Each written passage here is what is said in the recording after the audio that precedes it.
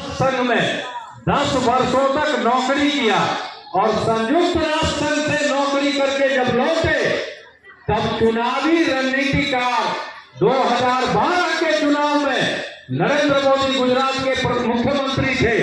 उनके चुनाव में रणनीति बनाई, मुख्यमंत्री बने पुनः तीसरी बार। जब मुख्यमंत्री जीत गए तो कहा उन्होंने कि देश में प्रधानमंत्री की लड़ाई लड़ेंगे, आप मदद कीजिए, योजना बनाइए। तो हर हर मोदी घर घर मोदी का नारा आपने सुना होगा। उस नारा को लिखा किसने? प्रशांत किशोर जी ने लिखा। फिर 15 में बिहार में महागठबंधन की सरकार बनी थी। बिहार में बाहर है, नीतीश कुमार है, ये नारा भी प्रशांत किशोर जी ने ही लिखा। फिर बंगाल में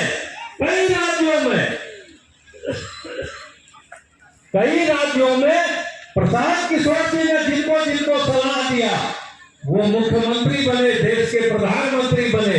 लेकिन प्रशांत किशोर जी 2 मई 2021 को बंगाल चुनाव का जब रिजल्ट आया तब प्रशांत किशोर जी ने ये घोषित किया कि चुनावी प्रबंधन वाला काम अब नहीं करेंगे। क्यों घोषित किया? क्योंकि बिहार से बाहर कितने कितने परिवार के लोग बिहार से बाहर गए हैं, जरा एक बार हाथ उठा के बताइए।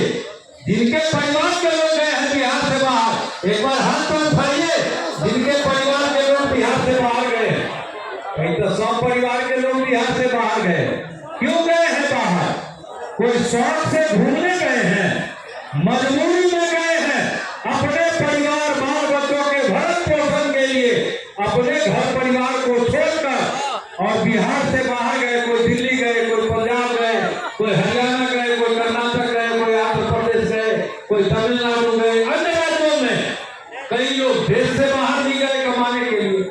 तो जो बिहार से बाहर गया उसको कहीं न कहीं किसी अवसर पर कोई न कोई बिहारी को आके अपमानित करता है, बिहारी को आके गाली देता है।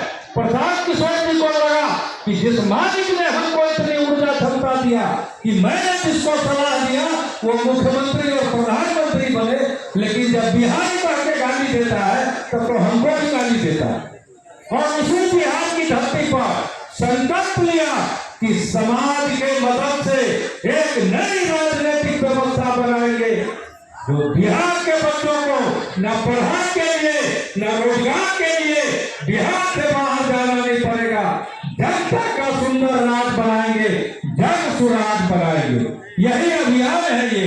प्रशांत किशोर जी 2 अक्टूबर 2022 को गांधी आश्रम भिटियारवा से पैदल चले पश्चिम